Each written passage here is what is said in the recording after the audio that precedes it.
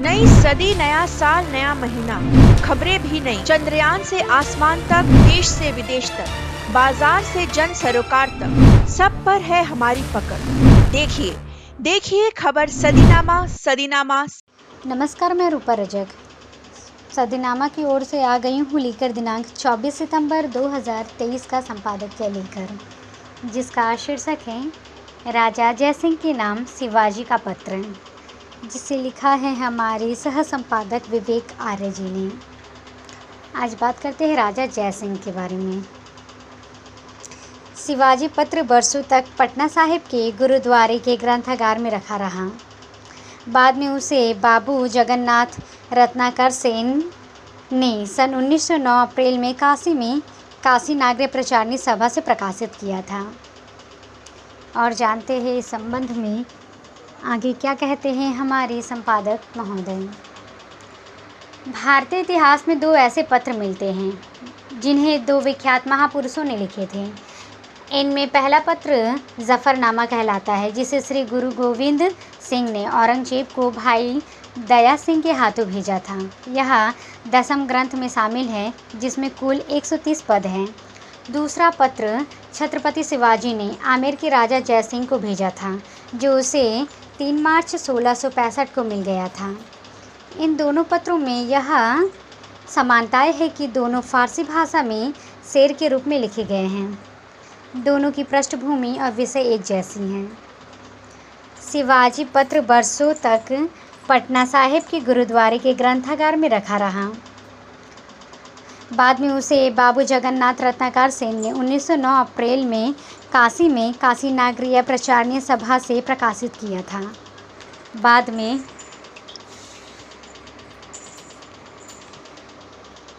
स्वामी सरस्वती ने उस पत्र का हिंदी में गद्य और पद में अनुवाद किया था। फिर सन 1985 में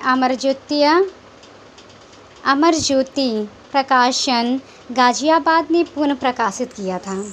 राजा जयसिंह आमेर का राजा था। वह उसी राजा मानसिंह का नाती था, जिसने अपनी बहन अकबर से ब्याही थी। जयसिंह सन 1627 में गद्दी पर बैठा था और औरंगजेब का मित्र था। शाहजहां ने उसे 4000 घुड़सवारों का सेनापति बनाकर मिर्जा राजा की पदवी दी थी।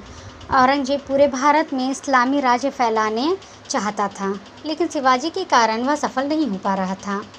औरंगजेब चालाक और मक्कार था। उसने पहले तो शिवाजी से मित्रता करनी चाहिए और दोस्ती के बदले शिवाजी से 23 किले मांगे, लेकिन शिवाजी उसका प्रस्ताव ठुकराते हुए 1664 में सूरत पर हमला किया और मुगलों की वह सारी संपत्ति लूट ली। फिर औरंगजेब ने अपने मामा शाइस्ता खान को 40,000 की फ़ौज लेकर शिवाजी पर हमला करवा दिया और शिवाजी ने पूना के लाल महल में उसकी उंगलियां काट दी और वह भाग गया। फिर औरंगजेब ने जयसिंह को कहा कि वह शिवाजी को परास्त कर दे। जयसिंह खुद को राम का वंशज मानता था। उसने युद्ध में जीत हासिल करने के लिए एक शस्त्र चंडी यज्ञ भी कराया था। तब शिवाजी ने जयसिंह को समझाने के लिए जो पत्र भेजा था, उसके कुछ अंश नीचे दिए गए। पहला, जिगरबंद फरजानाए रामचंद्र जी तो गर्दने राजा पूता बुलंद। हे रामचंद्र के वंशज, तुमसे तो क्षत्रियों की इज्जत ऊंची हो रही है। दूसरा, सुनिदम की बर कसदे मन आमदे व फतेह दयारे दखन आमदे। सुना है तुम दखन की तरफ हमले के लिए आ रहे हो। तीसरा, नदानी मगर की ईसियाई शवद कजई मुल्को दीरा तबाही शवद। तुम क्या यह नहीं जानते कि इससे देश और धर्म बर्बाद हो जाएगा। चौथा, बगर चारा साजम ब तेगोत बर्ग दो जानिब रशद हिंदुआरा जरर। अगर मैं अपनी तलवार का प्रयोग करूंगा तो दोनों तरफ से हिंदू ही मरेंगे। पांचवा, बेबायदा की बर दुश्मनी दी जनी बोनी बेख इस्लाम रा बर कोनी। उचित तो यह होता कि आप धर्म दे दुश्मन इस्लाम की जड़ उखाड़ देते। छठा, बिदानी के बर हिंदुआने दिगर नया मद चीज दस्त आ किनावर। आपको पता नहीं कि इस कपटी ने हिंदुओं पर क्या क्या अत्याचार किए हैं। सातवां, जिपासे वफा गर बिदानी सखून छी कर दी बस साहे जहाँ याद खून। इस आदमी की वफादारी से क्या फ़ायदा, तुम्हें पता नहीं कि इसने बाप शाहजहाँ के साथ क्या किया। आठवां, मीरा जहद बायद फरावा नमुद पाए हिंदियों हिंद दिने हिनूद। हमें मिलकर हिंदू देश, हिंदू धर्म और हिंदुओं के लिए लड़ना चाहिए।